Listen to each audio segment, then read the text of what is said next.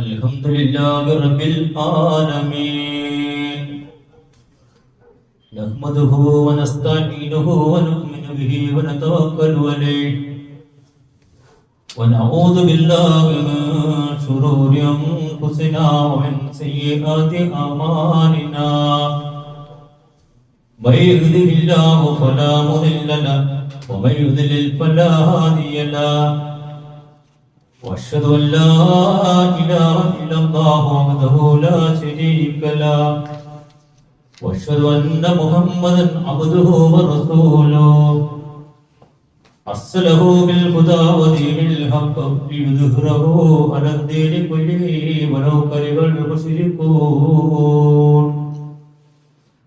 اللهم صل على محمد وعلى ال محمد كما صليت على إبراهيم وعلى آل إبراهيم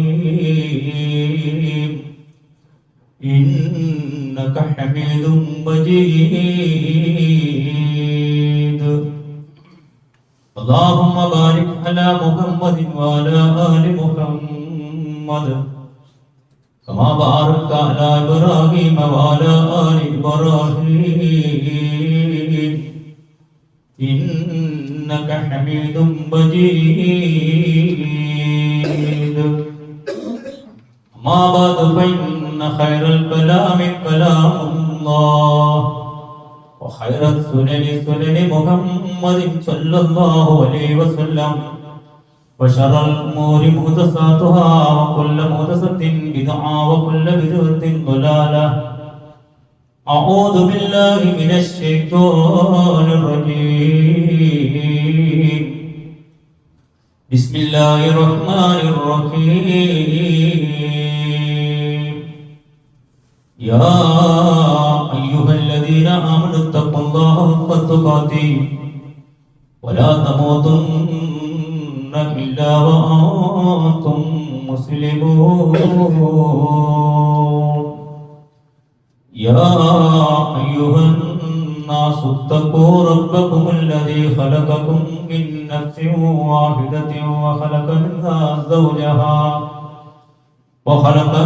زوجها وبث منهما رجالا كثيرا ونساء واتقوا الله الذي تساءلون به والأرحام إن الله كان عليكم رقيبا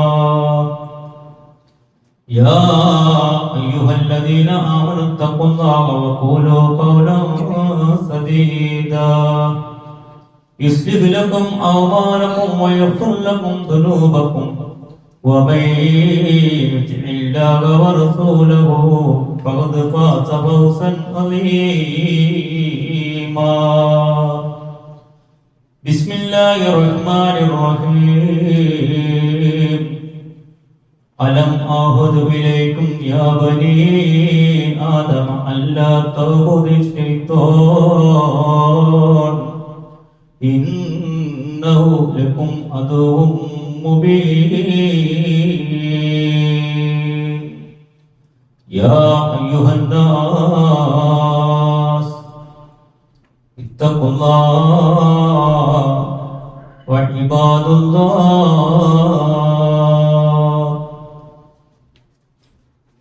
ബഹുമാനമുള്ള വിശ്വാസികളെ പ്രപഞ്ചസത്താവായ അല്ലാഹുവിന്റെ വിധിവിലക്കുകൾ അനുസരിച്ച് ജീവിക്കണമെന്ന് എന്നോടെന്ന പോലെ നിങ്ങളോട് ഉണർത്തുകയാണ് വസീയത്ത് ചെയ്യുക. നബീന മുഹമ്മദ് മുസ്തഫ സല്ലല്ലാഹു അലൈഹി വസല്ലമയുടെ ചര്യകൾ ജീവിതത്തിന്റെ എല്ലാ മേഖലകളിലും പ്രാവർത്തികമാക്കുന്ന വിശ്വാസങ്ങളിൽ അല്ലാഹു നമ്മെ എല്ലാവരെയും ഉൾപ്പെടുത്തി അനുഗ്രഹിക്കുമാറാകട്ടെ. നമ്മളിൽ നിന്ന് മരണപ്പെട്ടു പോയിട്ടുള്ള എല്ലാ സഹോദരി സഹോദരന്മാരെയും അവരുടെ പാപങ്ങൾ അല്ലാഹു പുറത്തു കൊടുക്കുമാറാകട്ടെ. അവരെയും നമ്മളെയും അല്ലാഹു ജന്നത്തുൽ ഫിർദൗസിൽ ഒരുമിച്ച് കൂട്ടുമാറാകട്ടെ. സഹോദരന്മാരെ, സഹോദരിമാരെ, ഇവാഞ്ചലിക്കൽ എന്ന് പറയുന്ന ഒരു സംഘടനയുടെ നിഗൂഢ അജണ്ടയിൽ എങ്ങനെയോ വീണു പോകുന്ന അല്ലെങ്കിൽ അറിയാതെ അധപ്പതിച്ചു പോകുന്ന മുസ്ലിം സമുദായത്തിന്റെ അവരുടെ ചതിപ്രകാരം അല്ലെങ്കിൽ അവരുടെ ചതി വഞ്ചന കാപട്യം അത് നമ്മൾ മനസ്സിലാക്കാൻ വേണ്ടിയാണ് ഇൻഷാ അല്ലാഹ് ഇന്നത്തെ ഖുത്ബയിലൂടെ ഉദ്ബോധിപ്പിക്കുന്നത്. കാരണം പരിശുദ്ധ ഇസ്ലാം പ്രബോധനം ചെയ്യുന്ന ഒരു മേഖലയിൽ അല്ലെങ്കിൽ പരിശുദ്ധ ഇസ്ലാം മനസ്സിലാക്കിയ ഒരു സമൂഹത്തിന്റെ മുമ്പിലേക്ക് ക്രൈസ്തവ സമൂഹത്തിന് കടന്നു ചെല്ലാൻ കഴിയുകയില്ല. അപ്പോൾ അവരെന്ത് ചെയ്യും? മുസ്ലിങ്ങൾ എന്ന് പറയുന്നവർ ആരാണ്, അവരെങ്ങനെയുള്ളവരാണ് എന്ന് അവർ ലോകത്തിന് കാണിച്ചു കൊടുക്കുന്ന ഒരു മാതൃകയുണ്ട്. അതുകൊണ്ട് ഇവാഞ്ചലിക്കൽ എന്ന് പറയുന്ന അമേരിക്കയിൽ ഇന്ന് ഭരണം കൈയാളുന്ന അമേരിക്കൻ ജനസംഖ്യയുടെ 1/4 അത്രയും വരുന്ന ആ ആൾക്കാർ അവരുടെ നിഗൂഢ അജണ്ടകൾ എന്താണ് എന്ന് നമ്മൾ മനസ്സിലാക്കിയില്ല എങ്കിൽ മാലോകർ ഇസ്ലാമിനെയും പ്രവാചകനെയും തെറ്റിദ്ധരിക്കും. അതുപോലെയുള്ള വാക്കുകളും അധിക്ഷേപങ്ങളുമാണ് അവർ നടത്തിക്കൊണ്ടിരിക്കുന്നത്. കഴിഞ്ഞ ദിവസം നമുക്കറിയാം, ഓസ്ട്രേലിയയിൽ ഒരു മുസ്ലിം നാമധാരി ചെറിയ മക്കളെ ഉൾപ്പെടെ അവന്റെ കയ്യിലുള്ള തോക്കിന് ഇരയാക്കുകയുണ്ടായി. ആ സംഭവം കഴിഞ്ഞപ്പോൾ ഉടനെ ഇന്ത്യയിലെ ഇവാഞ്ചലിക്കലിന്റെ വക്താക്കൾ ഒരു വീഡിയോ ഷൂട്ട് ചെയ്തു. വളരെ ഭയാനകമായ ഒരു വീഡിയോ. ആ വീഡിയോയില് ഒരാൾ ചോദ്യം ചോദിക്കുന്നു, മറ്റൊരാൾ ഉത്തരം പറയുന്നു. എന്താ ചോദ്യം? ആദ്യമേ ചോദിക്കുന്ന ചോദ്യം, ഇത് ഈ വീഡിയോ അമേരിക്ക, യൂറോപ്യൻ രാജ്യങ്ങളിലെ ഇത് ശരിക്കും പ്രചരിച്ചതിന്റെ ഫലമായിക്കൊണ്ട് അവിടെയുള്ള ആൾക്കാർ മുദ്രാവാക്യം വിളിക്കാൻ തുടങ്ങി, യഹൂദികളെ ജീവിക്കാൻ അനുവദിക്കണമെന്ന്. ആരോട്? മുസ്ലിങ്ങളോട് പറയുന്ന അവസ്ഥയിൽ. അത്രക്ക് ലോകത്ത് വ്യാപിച്ച ഒരു വീഡിയോ. ആ വീഡിയോയില് ചോദിക്കുന്ന ഒരു പ്രധാനപ്പെട്ട ഒരു ചോദ്യം, യഹൂദികളായിട്ടുള്ള ആൾക്കാരോട് മുസ്ലിങ്ങൾക്ക് ഇത്ര ശത്രുത വരാനുള്ള കാരണമെന്ന്, അല്ലെങ്കിൽ മുസ്ലിങ്ങളുടെ യഥാർത്ഥ ശത്രുക്കൾ, ശരിക്കും നമ്മൾ ശ്രദ്ധിക്കണം, മുസ്ലിങ്ങളുടെ യഥാർത്ഥ ശത്രുക്കൾ യഹൂദികൾ ആകാനുള്ള കാരണമെന്ന് എന്ന ഒരു ചോദ്യമാണ് ചോദിക്കുന്നത്. തുടക്കം തന്നെ അങ്ങനെയാണ്. യഥാർത്ഥത്തിൽ മുസ്ലിങ്ങളുടെ ശത്രുക്കൾ അല്ലെങ്കിൽ മനുഷ്യരുടെ ശത്രുക്കൾ ആര് എന്ന് പരിശുദ്ധ ഖുർആൻ പഠിപ്പിക്കുന്നുണ്ട്. അലമ്മയിലേക്കും യാബനി ആദം അല്ലാ തഅബുദു ശൈത്താൻ ഇന്നഹു ലക്കും അദുവ്വും മുബീൻ. പരിശുദ്ധ ഖുർആൻ പഠിപ്പിക്കുകയാണ്, ആദം സന്തതികളെ, നിങ്ങൾ പിശാചിനെ ആരാധിക്കരുത്. അല്ലാ തഅബുദു ശൈത്താൻ. കാരണം എന്താണ്? ഇന്നഹു ലക്കും അദുവ്വും മുബീൻ. മനുഷ്യരുടെ ജന്മശത്രുവാണ്, പ്രത്യക്ഷ ശത്രുവാണ് പിശാച്. അപ്പൊ മനുഷ്യന്റെ വ്യക്ത ശത്രു ആരാണെന്നാണ് പഠിപ്പിക്കുന്നത് ഇസ്ലാം പഠിപ്പിക്കുന്നത്. പരിശുദ്ധ ഖുർആൻ പഠിപ്പിക്കുന്നത് പിശാചാണ്, ശൈത്താനാണെന്നാണ്. ലോകത്ത് ഒരു ശക്തി പഠിപ്പിക്കുന്നുണ്ട് മനുഷ്യന്റെ ശത്രു യഹൂദികളാണ് എന്ന് പഠിപ്പിക്കുന്ന ഒരേ ഒരു ഗ്രന്ഥം ബൈബിളാണ്. പക്ഷേ ആ ബൈബിളിന്റെ ആൾക്കാർ, വക്താക്കള് മറ്റൊരു രീതിയിൽ ലോകത്തോട് പറഞ്ഞു കൊടുക്കുന്നു, മുസ്ലിങ്ങളുടെ യഥാർത്ഥ ശത്രു യഹൂദികളാണ്. നിങ്ങൾ ബൈബിളിലേക്ക് നോക്കുന്നത് പരിശുദ്ധ ഖുർആനിൽ വരുന്നു. ബൈബിളിൽ അപ്പോസ്തലനായ പൗലോസ് തെസ്സലോനിക്കൻസിന് എഴുതിയ 1-ാം ലേഖനത്തിന്റെ 2-ാമത്തെ അധ്യായത്തിൽ അതിന്റെ 14-15 വചനങ്ങൾ. സഹോദരന്മാരെ, ഈ ബൈബിളിലെ ഈ വചനം ലോകത്തുള്ള മനുഷ്യർ അറിയുകയാണെങ്കിലുണ്ടല്ല, മുസ്ലിങ്ങൾ, ക്രൈസ്തവ സമൂഹം അതിനെ വിലയിരുത്താൻ നമുക്കൊരു മാർഗദർശനമായിട്ട് മാറും. എന്താ ഈ വചനത്തിൽ പറയുന്നത്? സഹോദരന്മാരെ, യഹൂദിയായി ക്രിസ്തു യേശുവിലുള്ള ദൈവസഭകൾക്ക് നിങ്ങൾ അനുകാരികളായി തീർന്നു. അവർ യഹൂദരാൽ അനുഭവിച്ചു തന്നെ നിങ്ങളും സജാതിക്കാരാൽ അനുഭവിച്ചുവല്ലോ. യഹൂദ കർത്താവായ യേശുവിനെയും സ്വന്തം പ്രവാചകനെയും കൊന്നവരും. ശ്രദ്ധിക്കണം, ആരാണ്? യഹൂദിയരായിട്ടുള്ള ആൾക്കാർ കർത്താവായ യേശു ക്രിസ്തുവിനെ കൊന്നവരും പ്രവാചകന്മാരെ കൊന്നവരും ഞങ്ങളെ ഓടിച്ചു കളഞ്ഞവരും. ആരെ? ക്രൈസ്തവ സമൂഹത്തിന്റെ അപ്പോസ്തലന്മാരെ ഓടിച്ചു കളഞ്ഞവരും ദൈവത്തെ പ്രസാദിപ്പിക്കാത്തവരും സകല മനുഷ്യർക്കും വിരോധികളും അല്ലെങ്കിൽ സകല മനുഷ്യരുടെ ശത്രുക്കളും ആരാണെന്നാണ് ബൈബിളിൽ പറയുന്നത്. സകല മനുഷ്യരുടെയും ശത്രുക്കളും പിശാചാണ് എന്ന് പരിശുദ്ധ ഖുർആൻ പറയുമ്പോൾ പ്രവാചകനെയും പരിശുദ്ധ ഖുർആനെയും അവഹേളിക്കുന്ന ഇവാഞ്ചലിക്കലിന്റെ ആൾക്കാർ ഫോളോ ചെയ്യുന്ന ബൈബിളിന്റെ ആ ബൈബിൾ നമുക്ക് പഠിപ്പിച്ചു തരികയാണ്. സകല മനുഷ്യർക്കും വിരോധികളും ജാതികൾ രക്ഷപ്പെടേണ്ടതിനായി ഞങ്ങൾ അവരോട് പ്രസംഗിക്കുന്ന വിലക്കുന്നവരും. ആരാ? യഹൂദികൾ. വളരെ നിഗൂഢമായിട്ട് ബൈബിളിൽ പറഞ്ഞിരിക്കുന്ന കാര്യം മറച്ചു വെച്ചിട്ട് ആരെ? മനുഷ്യരുടെ യഥാർത്ഥ ശത്രു പിശാചാണ്, ശൈത്താനാണെന്ന് ഇസ്ലാം പ്രവാചകൻ ഖുർആനിലൂടെ പഠിപ്പിച്ചപ്പോൾ, അല്ലാഹു പരിശുദ്ധ ഖുർആനിലൂടെ പഠിപ്പിച്ചപ്പോൾ ആ വിഷയം മാറ്റിവെച്ചിട്ട് യൂറോപ്യൻ രാജ്യങ്ങളിലും ഓസ്ട്രേലിയയിൽ നടന്ന കഴിഞ്ഞ ദിവസം നടന്ന കൊലപാതകത്തിന്റെ പശ്ചാത്തലത്തിൽ അവിടെയുള്ള ആൾക്കാരെ കൊണ്ട് ഈ ബൈബിൾ വചനം അറിയാൻ പാടാത്ത, അതിനെക്കുറിച്ച് മനസ്സിലാക്കാത്ത ആൾക്കാരെ കൊണ്ട്, നിരപരാധികൾ ആൾക്കാരെ കൊണ്ട് ഇവാഞ്ചലിക്കലിന്റെ ആൾക്കാരെ വിളിപ്പിക്കുന്നു. യഹൂദികളുടെ ശത്രുക്കളായിട്ടുള്ള മുസ്ലിങ്ങളെ ഞങ്ങളെ അല്ലെങ്കിൽ യഹൂദികളായിട്ടുള്ള പാവപ്പെട്ട ആൾക്കാർക്ക് ജീവിക്കാൻ നിങ്ങൾ അനുവദിക്കണം. ഇത് നിങ്ങൾ ആലോചിച്ചു നോക്കൂ സഹോദരന്മാരെ, സഹോദരിമാരെ. ഈ വീഡിയോയിൽ അല്ലെങ്കിൽ ആസ്ട്രേലിയൻ കൊലപാതകം നടന്നതിന്റെ പശ്ചാത്തലത്തിൽ നടന്ന വീഡിയോയിൽ ഈ ചോദ്യം ചോദിച്ചപ്പോൾ ഉത്തരം കൊടുത്ത വ്യക്തി പറയുക, ഖുർആൻ എന്ന് പറയുന്നത് അത് യഹൂദിയെ ശത്രുവായി കണ്ടു എന്ന് തന്നെയുമല്ല, ഞങ്ങളെ പോലെയുള്ള സുവിശേഷകര് മുൻപോട്ട് വരാൻ കാരണം മുസ്ലിങ്ങൾ അകപ്പെട്ടിരിക്കുന്നത് ഒരു സ്ഫടികം ഗ്ലാസ് പോലെയുള്ള ഒരു വസ്തുവിനകത്താണ്. ആ ഗ്ലാസ് പൊട്ടി, ഇതൊക്കെ സോഷ്യൽ മീഡിയയിൽ പ്രചരിച്ചുകൊണ്ടിരിക്കുന്ന വിഷയമാണ്. നമ്മളെല്ലാവരും, മുസ്ലിങ്ങൾ എല്ലാവരും ഒരു ഗ്ലാസിനകത്താണ്. ആ ഗ്ലാസ് പൊട്ടിച്ച് അവരെ പുറത്തു കൊണ്ടുവരണം. അല്ല എങ്കിൽ എന്ത് സംഭവിക്കും? ഇങ്ങനെയുള്ള യഹൂദിയുടെ ശത്രുവായ മുസ്ലിങ്ങൾ വ്യാപിച്ചുകൊണ്ടിരിക്കും. കാരണം ഞങ്ങളിങ്ങനെ പ്രവർത്തിക്കാനുള്ള കാരണം ഖുർആൻ എന്ന് പറയുന്നത് കോബ്ര. ശരിക്കും ചിന്തിക്കണം.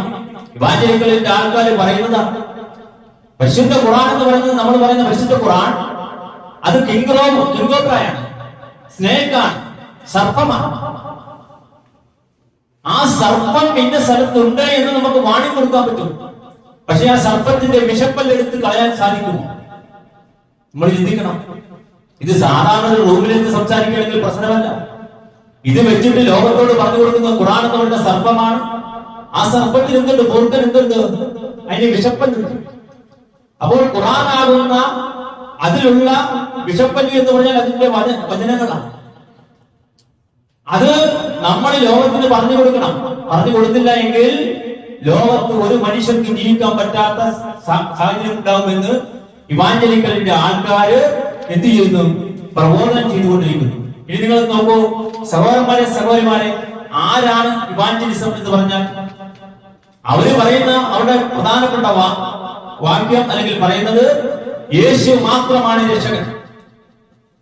യേശു മാത്രമാണ് രക്ഷകൻ. ഈ യേശു മാത്രം രക്ഷകനൊന്നും തന്നെയുമല്ല, ഒരാള് അവന്റെ ജീവിതം രക്ഷപ്പെടണമെങ്കിൽ എന്ത് ചെയ്യണം? ഒരാളുടെ ജീവിതം രക്ഷപ്പെടണമെങ്കിൽ അവൻ യേശുവിനെ രക്ഷകനായി പ്രാപിക്കണം.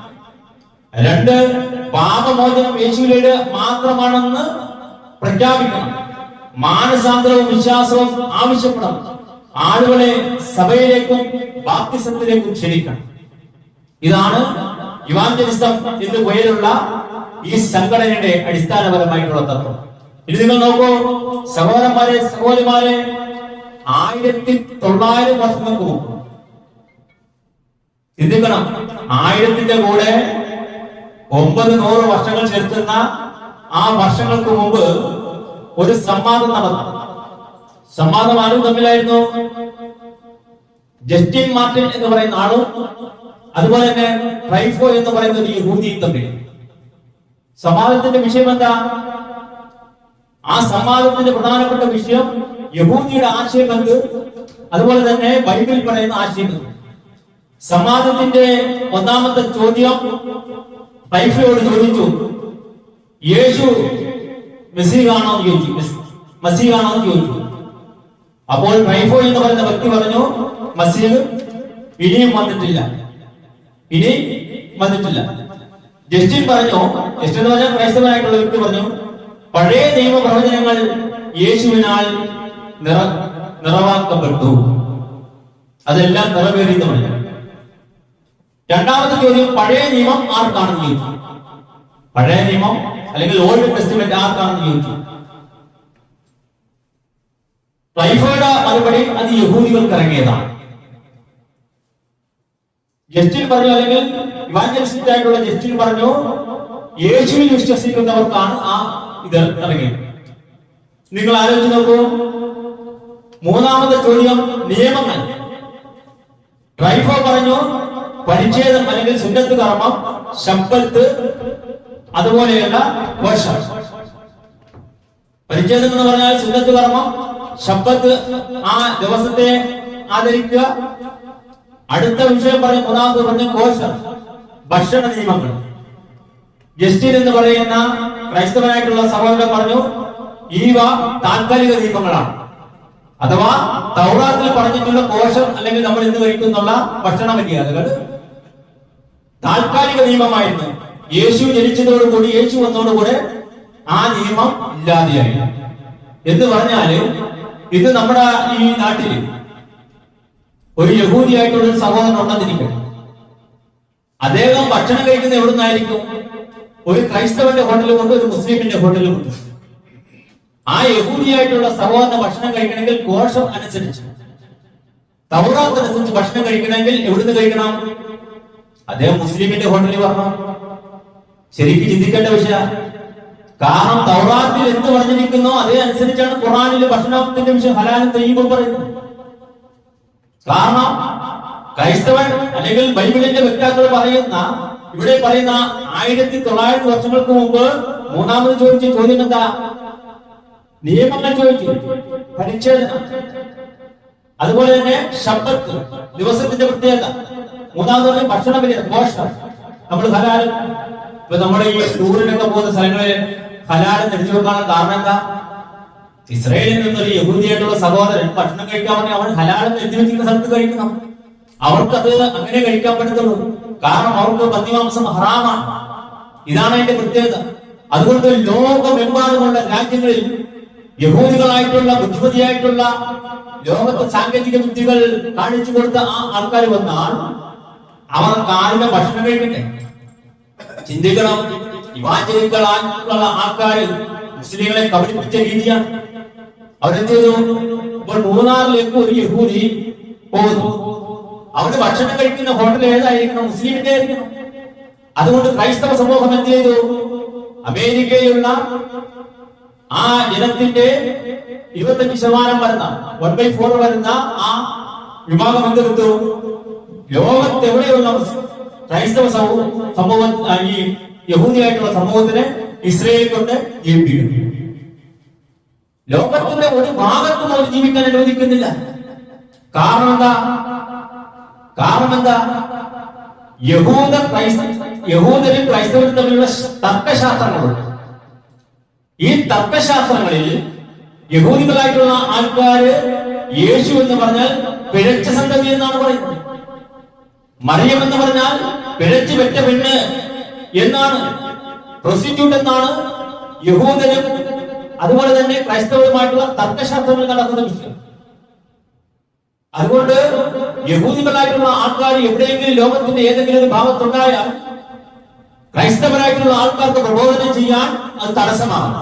അതുകൊണ്ടാണ് 1948 രണ്ടാം ലോക മഹായുദ്ധത്തിന് ശേഷം ലോകമെമ്പാടും യൂറോപ്പിന്റെ പല ഭാഗത്തും ഉണ്ടായിരുന്ന യഹൂദന്മാരെ എല്ലാവരെയും കൊണ്ട് ഒരേ ഒരു സ്ഥലത്ത് അവർ താമസിപ്പിച്ചത്.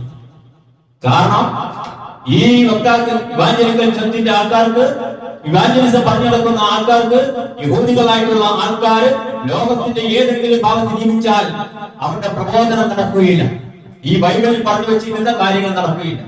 ഇനി നിങ്ങൾ നോക്കൂ, രണ്ടാമത്തെ ഒരു വിഷയം മുസ്ലിങ്ങളെടുത്ത് നടത്തുന്നു. പരിശുദ്ധ ഖുർആൻ അല്ലാഹു നമുക്ക് പഠിപ്പിച്ചു തന്നിട്ടുള്ള പരിശുദ്ധ ഖുർആനിന്റെ വചനങ്ങൾ ഇന്ന് ഓതിയവരാണ് നമ്മൾ. സൂറത്തുൽ കഹ്ഫിലൂടെ നമ്മൾ പഠിച്ചവരാണ്. അതില് എന്ന് പറയുന്നില്ലേ, തന്റെ മക്കളിൽ നിന്നുള്ള കഠിനമായ ശിക്ഷയെ പറ്റി താക്കീത് നൽകാൻ. അതിൽ പ്രത്യേകം എടുത്തു പറയുന്നത് താക്കീത് നൽകാൻ ആർക്ക്?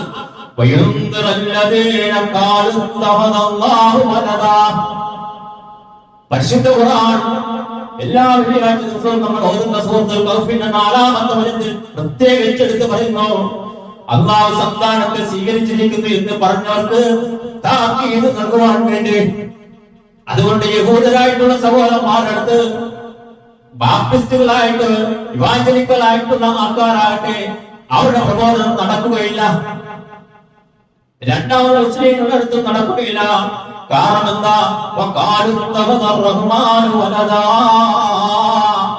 യഹൂദികളായിട്ടുള്ള സഹോദരന്മാര് അവര് ബൈബിളിനെ എതിർത്തു, പരിശുദ്ധ ഖുർആനും എതിർക്കുകയാണ്. അവര് പറഞ്ഞു പരമകാരുണ്യനെ ഒരു സന്താനത്തെ സ്വീകരിച്ചിട്ടുണ്ട് എന്നവർ പറഞ്ഞിരിക്കുന്നു. ഇതിന്റെ തഫ്സീറിൽ ഇമാം ഇബ്നു കസീർ റഹിമഹുല്ലാഹ് പറയുകയാണ്, അതീവൻ മുൻകറ, ഏറ്റവും വെറുക്കപ്പെട്ട ഒരു കാര്യമാണ് പറയുന്നത്. തീർച്ചയായും നിങ്ങൾ ചെയ്തിരിക്കുന്നത് ഗുരുതരമായ ഒരു കാര്യമാണ്.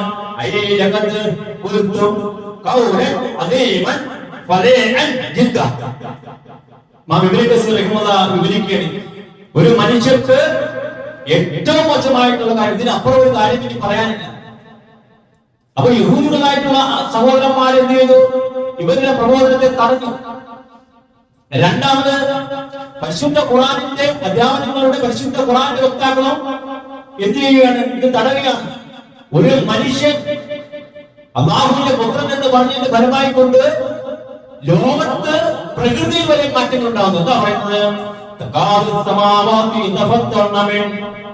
ഒരു മനുഷ്യൻ അങ്ങനെ പറഞ്ഞതിന്റെ ഫലമായിക്കൊണ്ട് അല്ലാഹുവിന്റെ പുത്രന്മാരുണ്ട് എന്ന് പറഞ്ഞതിന്റെ ഫലമായിക്കൊണ്ട് ആകാശങ്ങൾ പിളരുകയാണ്.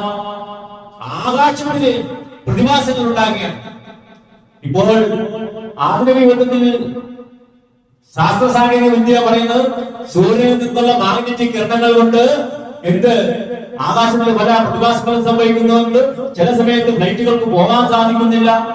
സഹോദരന്മാരെ, സഹോദരിമാരെ, പരിശുദ്ധ ഖുർആൻ പറയുന്നു, തകാദു സമാവാതി യതഫത്തർന അത് നിമിത്തം ഏത് നിമിത്തം മനുഷ്യൻ പറഞ്ഞില്ലേ, വഖാലു റഹ്മാൻ വലദാ, പരമകാരുണ്യനെ ഒരു പുത്രനുണ്ട് എന്ന് പറഞ്ഞതിന്റെ ഫലമായിക്കൊണ്ട് ആകാശത്ത് പല പ്രതിഭാസങ്ങളും സംഭവിക്കുകയാണ്.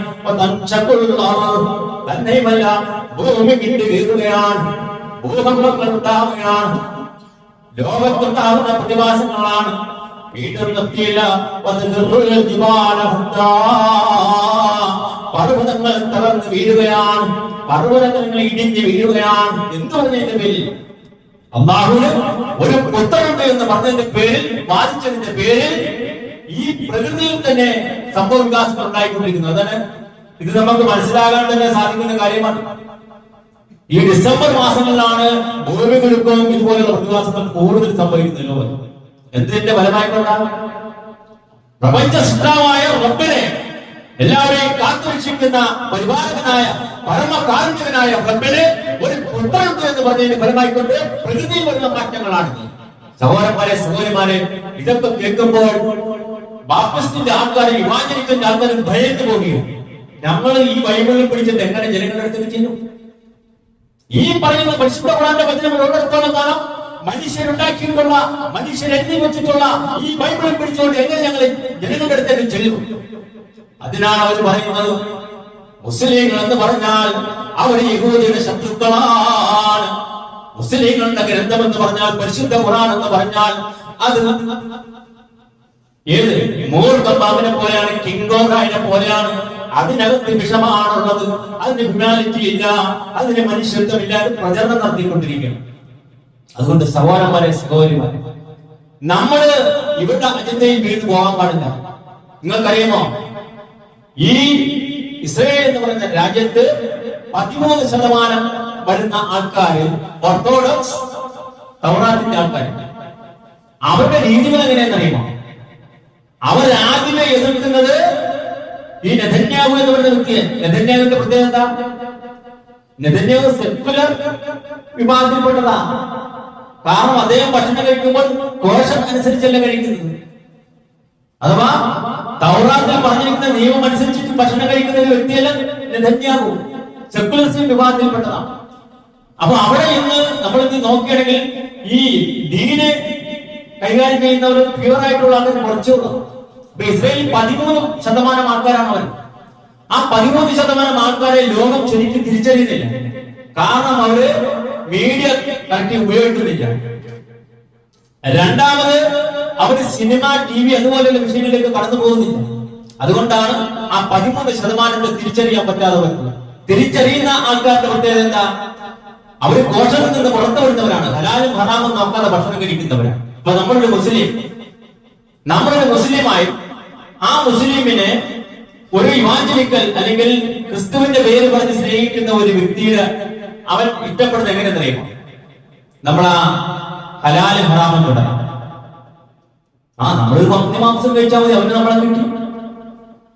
മാതാപിതാക്കൾ അനുസരിക്കാത്ത ഒരു വ്യക്തിയെ കിട്ടിയാൽ മതി, അവന് കിട്ടി. അതുകൊണ്ടാണ് ഓസ്ട്രേലിയയിൽ ചെറിയ മക്കളെ ഉൾപ്പെടെ വെടിവെച്ച് കൊന്ന അക്രം എന്ന് പറയുന്ന വ്യക്തി എത്രയോ വർഷമായിട്ട് അവന്റെ ഉമ്മയെയും ഉപ്പയും ഫോൺ ചെയ്തിട്ടില്ല. ആലോചിച്ച് നോക്കൂ. അവൻ മുസ്ലിമാണോ? നിങ്ങളൊരു മുസ്ലിമാണ്. നമ്മുടെ ഉമ്മയോ ഉപ്പയോ വേർപാടായി കഴിഞ്ഞാൽ നമ്മൾ അവർക്ക് വേണ്ടി പ്രാർത്ഥിക്കുന്നില്ലേ? ഇന്ന് ഈ സാങ്കേതിക വിദ്യയുള്ള കാലം, അത്യാധുനിക സാങ്കേതിക വിദ്യയുള്ള കാലം, ഉപ്പയോടും ഉമ്മയോടും വേർതിരിഞ്ഞ് നിൽക്കുന്ന മക്കൾ, അവർ നമ്മൾക്ക് ഉറങ്ങുന്നതിന് മുമ്പ് ഒരു തവണയെങ്കിലും നമ്മൾ ഉപ്പയോ ഫോൺ ചെയ്യാതെ ഉറങ്ങും. നല്ല മക്കൾ എത്രയോ വർഷമായിട്ട് ബാപ്പയോടും ഉമ്മയോടും ബന്ധമില്ലാത്ത ഒരു മനുഷ്യന്റെ കയ്യിലേക്ക് ആ രാജ്യത്തിൽ നിന്ന് തോക്ക് കൊടുത്തത് ആരാണ്? അവരെ കൊണ്ട് ചെയ്യിപ്പിച്ചതല്ലേ? ഉപ്പയെയും ഉമ്മയെയും വിടുന്ന മക്കൾ അവർ ഇസ്ലാം മുസ്ലിമാണെന്ന് പറയാൻ സാധിക്കുമോ? ഇതൊക്കെ ആരുടെ കുടന്തങ്ങളാണ്, ആരുടെ ഗുണാലോചനയാണ് നമ്മൾ മനസ്സിലാക്കുന്നത്. അതുകൊണ്ട് സഹോദരന്മാരെ സഹോദരിമാരെ, നമ്മുടെ കയ്യിൽ നമ്മുടെ കൂടെ വന്നിട്ട് നമ്മുടെ പരിശുദ്ധ ഖുർആനും തിരുസുന്നത്തും പറഞ്ഞു തരുന്ന രീതിയിൽ നിന്ന് വ്യത്യസ്തമായിട്ട് നമ്മുടെ ജീവിതം നയിക്കുന്നുണ്ടെങ്കിൽ നിന്നെ ശത്രുക്കൾ നോട്ടയിടും. ഏതുപോലെ ആസ്ട്രേലിയയിൽ അക്രം എന്ന് പറയുന്ന മുസ്ലിം നാമധാരിയെ തോട്ടമിട്ടിട്ട് എന്നിട്ട് അവനെ കാണിച്ചിട്ട് ലോകമെമ്പാടും യൂറോപ്യൻകാർ ഉൾപ്പെടെ ഇസ്ലാമിന്റെ ശത്രുക്കൾ പറയുന്നു, മുസ്ലിങ്ങൾക്ക് യഹൂദിയാണ് വെറുപ്പാണ്. യഥാർത്ഥ യഹൂദികളായിട്ടുള്ള ആൾക്കാര് നമ്മുടെ കൊച്ചിയില് മട്ടാഞ്ചേരിയിൽ ഉണ്ടായിരുന്നു. അവർ ജീവിച്ചിരുന്ന സമയത്ത് അവിടെ നിന്ന് 1948 ശേഷം ഈ ക്രൈസ്തവ പുരോഹിതന്മാർ എല്ലാം കൂടി ഇസ്രായേലിലേക്ക് കൊണ്ടുപോയി. കാരണം എന്താ? യഥാർത്ഥ യഹൂദി ജീവിച്ചിരുന്നാൽ അവൻ ആരോട് അവൻ ഏറ്റവും വലിയ സൗഹൃദം ഉണ്ടാകുന്നത്? നബി സല്ലല്ലാഹു അലൈഹി വസല്ലം ജീവിച്ചിരുന്ന കാലത്ത് വഫാത്തായി പോകുന്ന സമയത്ത് യഹൂദിയോട് കടമാറ്റാൻ ക്രൈസ്തവരോടല്ല. അത്രയും ബന്ധമുണ്ടായിരുന്നു. ആദർശം കൊണ്ട് മാത്രമാണ് നബി സല്ലല്ലാഹു അലൈഹി വസല്ലം എതിർത്തത്, അല്ലാതെ അവനെ ശത്രുവായിക്കൊണ്ടല്ല. അല്ലയോ ആദം സന്തതികളെ, നിങ്ങളുടെ മുഖ്യ ശത്രു ആരാണ്? ശൈത്വാനാണ്. എന്ന് പരിശുദ്ധമായ ഖുർആൻ നമ്മളെ പഠിപ്പിച്ചു തന്നിട്ട് ലോകമെമ്പാടുമുള്ള ക്രൈസ്തവ സഹോദരന്മാര് മുസ്ലിങ്ങളെ പരിശുദ്ധ ഇസ്ലാമിനെ ഇകഴ്ത്താനും തരം താഴ്ത്താനും വേണ്ടി യഹൂദിയുടെ ശത്രുക്കള് ആരാ മുസ്ലിമാണ് എന്ന് പറഞ്ഞു നടക്കുമ്പോൾ ഏത് കാണിച്ചുകൊണ്ടാ? പലസ്തീനിലെ വിഷയങ്ങൾ കാണിച്ചുകൊണ്ട്. സഹോദരന്മാരെ സഹോദരിമാരെ, അമേരിക്ക ഭരിക്കുന്ന ഇവാഞ്ചലിസം എന്ന് പറയുന്ന അവരുടെ കൺട്രോളിലുള്ള അവരുടെ അധികാരത്തിലുള്ള ആൾക്കാർക്ക് വെറും 10 മിനിറ്റ് മതിയാവും ഇസ്രായേൽ പലസ്തീൻ പ്രശ്നം തീർക്കാൻ. വെറും 10 മിനിറ്റ്. എന്തുകൊണ്ട് തീർക്കുന്നില്ല? മുസ്ലിങ്ങളെ ലോകമെമ്പാട് ശത്രുക്കളായി കാണിക്കുന്നത് അവരുടെ നിഗൂഢ അജണ്ടയിൽപ്പെട്ടതാണ്. കാരണം ഈ ബൈബിൾ എന്ന് പറയുന്ന മനുഷ്യനുണ്ടാക്കിയ ഗ്രന്ഥം വെച്ച് ജനങ്ങളുടെ അടുത്തേക്ക് കടന്നു ചെല്ലാൻ സാധിക്കില്ല. അതുകൊണ്ടാണ് ലോകത്തിന്റെ നേതാവായ നബീന മുഹമ്മദ് മുസ്തഫ സല്ലല്ലാഹു അലൈഹി വസല്ലമയ്ക്ക് ഇറങ്ങിയ പരിശുദ്ധമായ ഗ്രന്ഥത്തെ മൂർഖനായിട്ട് അവർ ഉപമിച്ചത്. ഇതിലും വലിയ തെറ്റ്, ഇതിലും വലിയ ദോഷം ഒരാൾക്ക് ഒരു സമൂഹത്തിന് പറയാൻ സാധിക്കും. അതുകൊണ്ട് നമ്മൾ ഇത് തിരിച്ചറിയണം. നമ്മുടെ ശത്രു എന്ന് പറഞ്ഞാൽ മനുഷ്യരല്ല. ഇത് നമുക്ക് തിരിച്ചറിയണമെങ്കിൽ കാലങ്ങൾ വേണ്ടിവരും, കുറെ വർഷങ്ങൾ വേണ്ടിവരും. കാരണം ഇസ്രയേൽ ഭരിക്കുന്ന സെക്കുലർ അവിടുത്തെ ശതമാനം 40%. 25% ആൾക്കാർ അമേരിക്കയിൽ നിന്ന് അവർ കൂട്ടാണ്. പിന്നെ ഇന്ത്യയിൽ നിന്നുള്ള ഭരണാധികാരികളും അവർക്ക് സപ്പോർട്ട് ചെയ്യുന്നു. അതിനുശേഷം ഇന്ത്യയിൽ നിന്നുള്ള ഭരണാധികാരികൾ സപ്പോർട്ട് ചെയ്തതിനു ശേഷം ഉത്തരേന്ത്യയിലേക്ക് ഈ പറയുന്ന ക്രൈസ്തവ മതത്തിന്റെ ആൾക്കാർ കടന്നിരുന്നു. പക്ഷേ ജനങ്ങൾ വിട്ടില്ല. ഭരണാധികാരികളുടെ സപ്പോർട്ടുണ്ട്. നിങ്ങൾ എന്ത് ചെയ്തു? ഇന്ത്യ മഹാരാജ്യത്തിന്റെ പല ഭാഗത്തും ഇസ്ലാമിനെ കെട്ടിക്കൊണ്ട് ഇസ്ലാമിനെ തരം താഴ്ത്തിക്കൊണ്ട് ഈ ആൾക്കാർ ഉത്തരേന്ത്യയിൽ കടന്നു ചെന്ന് ഈ ബൈബിളിന്റെ പ്രബോധനം ചെയ്യുമ്പോൾ അവിടെയുള്ള നാട്ടുകാർ വിട്ടില്ല. പാസ്റ്റർമാരെ ഓടിച്ചിട്ട് അടിക്കുന്ന കാര്യങ്ങൾ എന്തുകൊണ്ടാ? അമേരിക്കയിലാകാം, ഇസ്രയേലാകാം, യൂറോപ്പിലാകാം. പക്ഷെ ഇന്ത്യ മഹാരാജ്യം നടക്കാത്തതിന്റെ കാരണം എന്താ? സഹോദരന്മാരെ നല്ല നല്ല മുസ്ലിങ്ങൾ നമ്മളുടെ സൗഹാർദ്ദപരമായിട്ട് ജീവിക്കുന്നത് കൊണ്ടാണ്. ഇടയിലേക്ക് ലോകമെമ്പാട് ശത്രുത ഉണ്ടാക്കി വരുന്ന രീതിയിൽ അവരിങ്ങനെ വീഡിയോ ചെയ്തപ്പോൾ അതിൽ വീണുപോയ ധാരാളം ഹൈന്ദവ സഹോദരന്മാരാണ്. അവർ ചോദിക്കുന്ന ഇന്റർവ്യൂവിന് താഴെ ചോദിച്ചത്, ഇത്ര ക്രൂരനാണ് മുഹമ്മദ്? യഹൂദികൾ എന്ന് പറയുന്ന ജനങ്ങൾക്ക് എതിരെ ഒരു സമുദായത്തെ ഉണ്ടാക്കിയ ഒരു മനുഷ്യനാണോ? ക്രൂരനാണോ മുഹമ്മദ്? ഇത്ര വികൃതമായ ഒരു ഗ്രന്ഥമാണോ ഖുർആൻ എന്നാണ് അറിവില്ലാത്ത ഹൈന്ദവ സഹോദരന്മാര് മനസ്സിലാക്കി. സഹോദരിമാരെ അവരുടെ അജണ്ടയിൽ നിന്നും, ഈ ഇവാഞ്ചലിസം എന്ന് പറയുന്ന അജണ്ടയിൽ നിന്നും നമ്മൾ മുസ്ലിങ്ങൾ ആദ്യമേ കാര്യങ്ങൾ പഠിക്കണം. പലസ്തീനിലെ വിഷയങ്ങള് രാഷ്ട്രീയ പ്രേരിതമായ വിഷയങ്ങളാണ്. അത് ദീനുമായിട്ട് കൂട്ടിക്കുഴക്കി നമ്മൾ ഒരു വിഭാഗത്തെ ശത്രുവായിട്ട് കാണാനുള്ളതല്ല. ചെറിയ ചെറിയ മക്കളും ചില സീനുകൾ നമ്മൾ ഫോർവേഡ് ചെയ്യുമ്പോൾ അവർ ശത്രുവായിട്ട് മാറും. അങ്ങനെയല്ല. യഥാർത്ഥത്തിലുള്ള യഹൂദികളായിട്ടുള്ള നല്ല സഹോദരന്മാരെ അവർ എതിർക്കുന്നുണ്ട്. പക്ഷെ അവര് പുറത്തേക്ക് വരാത്തതിന്റെ കാരണം അത് കുറവാണ്. നമ്മളെ പോലെ സത്യം പറയുന്ന ആൾക്കാർ വളരെ കുറവാണ്. പക്ഷെ അത് കാലം തെളിയിക്കും. പരിശുദ്ധ ഖുർആൻ പറഞ്ഞത് സത്യമാണ്, പരിശുദ്ധ പ്രവാചകൻ പറഞ്ഞത് സത്യമാണ് എന്ന് കാലം തെളിയിക്കും. ഒരിക്കലും നമ്മൾ മറ്റുള്ളവർ രാജ്യത്തേക്ക് നിന്ന് പോകരുത്. സത്യം സത്യമായി മനസ്സിലാക്കുവാൻ ഉണ്ടാവും നമ്മെ എല്ലാവരെയും അനുഗ്രഹിക്കുമാറാണ്.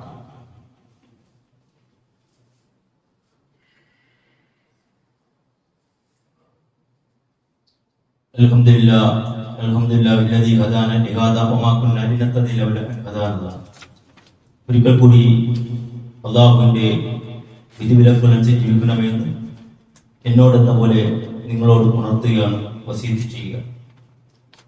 സഹോദരന്മാരെ ഈ ഓസ്ട്രേലിയയിൽ നടന്ന നാമധാരിയുടെ കൊലപാതകം അത് ലോകത്ത് ഉണ്ടാക്കിയിരിക്കുന്ന ഒരു പ്രശ്നം വളരെ വലിയ ഒരു വിഷയമായിട്ട് മാറിയിരിക്കുകയാണ്. അങ്ങനെ ആകാൻ ഉള്ള പ്രധാന കാരണം അവൻ ആരെ മനസ്സിലാക്കിയില്ല? ജീവിതത്തിൽ അവന്റെ ബാപ്പയും ഉമ്മയും മനസ്സിലാക്കി. ബാപ്പയും ഉമ്മയ്ക്ക് ഫോൺ പോലും ചെയ്തു. നമ്മുടെ മക്കൾ അങ്ങനെ വളരാതിരിക്കുവാൻ വേണ്ടിയാണ് നമ്മൾ മനുഷ്യർക്ക് വേണ്ടി ടീ സ്പേസ് എന്ന് പറയുന്ന നമ്മുടെ ടീനേജ് 10ാം ക്ലാസ് മുതലുള്ള മക്കൾക്ക് ഒരു ദീനി പ്രോഗ്രാം ഞായറാഴ്ച നമ്മൾ പുത്തൂർ സംഘടിപ്പിച്ചിട്ടുള്ളൂ. അപ്പൊ ആ വിഷയത്തിലേക്ക് വേണ്ടി നമ്മുടെ മക്കള് ആ പ്രോഗ്രാമിന് വേണ്ടി നമ്മുടെ മക്കളെ നമ്മൾ സജ്ജരാക്കണം. അതോടൊപ്പം അതിന് വളരെയധികം സാമ്പത്തിക ബുദ്ധിമുട്ടുകൾ ഉണ്ടായിട്ടുണ്ട്. ഇന്ന് ഇൻഷാ അല്ലാഹ് അവിടെ ഒരു കളക്ഷൻ എടുക്കുന്നുണ്ട്. ആ ദീനി പ്രോഗ്രാം എന്തിന് സംഘടിപ്പിക്കുന്ന ചോദിച്ചാൽ, ഒരിക്കലും നമ്മുടെ മക്കൾ ഒരാളെ കൊല്ലുന്ന ഒരു സാഹചര്യം ഉണ്ടാകാൻ പാടില്ല. അങ്ങനെ കൊന്നുകളഞ്ഞാൽ ഒമൻ ഖത്തല നഫ്സൻ ബിഗൈരി നഫ്സൻ ഔ ഫസാദ് ഫിൽ അർദ്, ഒരാളെ കൊന്നതിന് പകരമോ ഭൂമിയിൽ കുഴപ്പമുണ്ടാക്കിയതിന്റെ പേരിലല്ലാതെ ഒരു മനുഷ്യൻ ഒരാളെ കൊന്നാൽ എന്തായിട്ടാണ് പറയുന്നത്?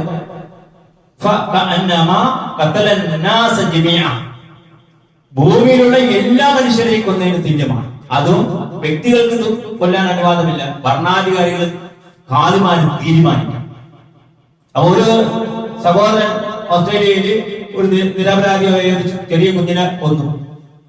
അവർ ലോകത്തുള്ള എല്ലാ മനുഷ്യരെയും കൊന്നതിന് തുല്യമാണ് എന്നാണ് പരിശുദ്ധ ഖുർആൻ പഠിപ്പിക്കുന്നത്. ഇങ്ങനെ പരിശുദ്ധ ഖുർആനിന്റെ തിരുചിഹ്നത്തിന്റെയും കാര്യങ്ങൾ പഠിക്കാത്ത ആൾക്കാരാണ് പ്രവാചകനെയും അതുപോലെ തന്നെ പരിശുദ്ധ ഖുർആനെയും അവഗണിക്കുന്ന രീതിയിൽ ജനങ്ങൾക്ക് പറയാനുള്ള സാഹചര്യം ഉണ്ടാക്കുന്നത്.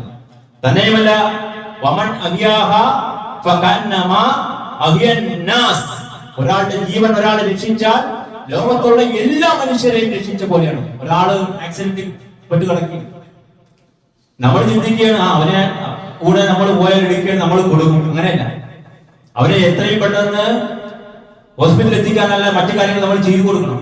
ഒരാൾ വെള്ളത്തില് പെട്ടുകിടക്കുകയാണ്, അല്ലെങ്കിൽ നീന്താൻ അറിയാവുന്ന ഒരു സാഹചര്യമാണ്, അവന്റെ ജീവൻ രക്ഷിക്കുകയാണെങ്കിൽ ലോകത്തുള്ള സർവ്വ മനുഷ്യരെയും ജീവൻ രക്ഷിച്ച പോലെയാണ് പരിശുദ്ധ ഖുർആൻ പഠിപ്പിച്ചത്.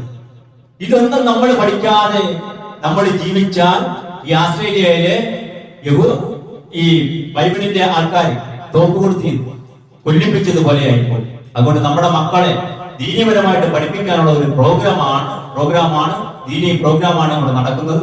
നിങ്ങളെ കണ്ട് കഴിയാവുന്ന രീതിയിലുള്ള സാമ്പത്തിക സഹായം നിങ്ങൾ അതിന് ചെയ്യണം. തന്നെയും നമ്മുടെ കുടുംബത്തിലുള്ള മക്കൾ ആരെങ്കിലും ഉണ്ടെങ്കിൽ ഇന്ന് തന്നെ അതിന് രജിസ്റ്റർ ചെയ്യിപ്പിക്കണം. ദീനിന് വേണ്ടി നമ്മൾ സമയം കണ്ടെത്തിയാൽ അത് നമുക്ക് പരലോകത്ത് ഗുണം ചെയ്യുന്നു തന്നെ മാത്രമല്ല, നമ്മുടെ പ്രവാചകനെയും നമ്മുടെ പരിശുദ്ധ ഖുർആനെയും അവഹേളിക്കുന്ന ഒരു അവസ്ഥ നമ്മളിൽ നിന്നുണ്ടാകാൻ പാടില്ല. നമുക്ക് കഴിയില്ലെങ്കിൽ നമ്മൾ മാറി നിൽക്കണം.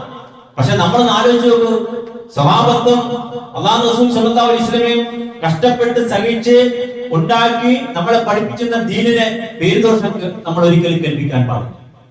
നമ്മുടെ സ്വഭാവത്തിനെയും അല്ലെങ്കിൽ അവര് നിയമിച്ച പരിശുദ്ധ ഖുർആൻ ഏറ്റവും മോശപ്പെട്ട രീതിയിൽ അവഹേളിക്കുന്ന രീതിയിൽ നമ്മൾ പറയുന്ന സാഹചര്യം ഉണ്ടാക്കാൻ പാടില്ല. അതുകൊണ്ട് നമ്മൾ എന്ത് ചെയ്യണം? ഇതുപോലെയുള്ള ദീനി പ്രോഗ്രാമിൽ നമ്മൾ പങ്കെടുക്കണം, നമ്മുടെ മക്കളെ പങ്കെടുപ്പിക്കണം, അതിനുവേണ്ട സാമ്പത്തിക സഹായം നിങ്ങൾ ചെയ്തു കൊടുക്കണം. അല്ലാഹു അങ്ങനെയുള്ള സത്കർമ്മകാരികളിൽ നമ്മളെ ഉൾപ്പെടുത്തി അനുഗ്രഹിക്കുമാറാകട്ടെ. നമ്മൾ അറിഞ്ഞോ അറിയാതെ ചെയ്തു പോയിട്ടുള്ള എല്ലാ തെറ്റുകുറ്റങ്ങളും അല്ലാഹു പുറത്തു മാപ്പാക്കി തരുമാറാകട്ടെ. اللهم اغفر للمؤمنين والمؤمنات والمسلمين والمسلمات اللهم اهدنا للكتاب والسنه وامتنا مع الايمان والتوبه ربنا ظلمنا انفسنا وان لم تغفر لنا وترحمنا لنكونن من الخاسرين سبحان ربك رب العزه عما يصفون وسلام على المرسلين والحمد لله رب العالمين.